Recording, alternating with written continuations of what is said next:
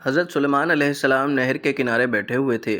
ان کی نگاہ ایک چونٹی پر پڑی جو گیہوں کا ایک دانہ لے کر نہر کی طرف جا رہی تھی۔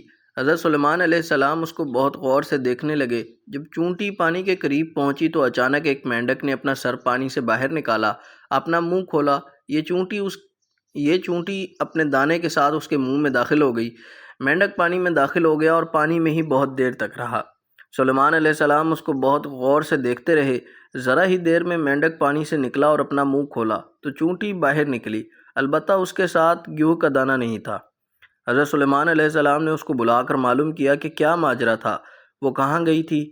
اس نے بتایا کہ اے اللہ کے نبی، جو آپ نہر کی تہہ میں ایک بڑا کھوکھلا پتھر دیکھ رہے ہیں، اس کے اندر بہت سے اندھے کیڑے مکوڑے ہیں۔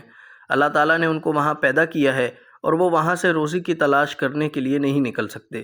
اللہ تعالیٰ نے مجھے ان کی روزی کا وکیل بنایا ہے اور میں ان کی روزی اٹھا کر لے جاتی ہوں، اور اللہ نے اس مینڈک کو میرے لیے مسخر کیا تاکہ وہ مجھے لے کر جائے۔ اس کے منہ میں ہونے کی وجہ سے پانی مجھے نقصان نہیں پہنچاتا۔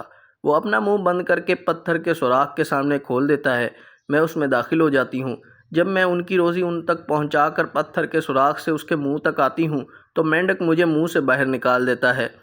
حضرت سلیمان علیہ السلام نے کہا کہ کیا تم نے ان کیڑوں کی کسی تسبیح کو سنا ہے؟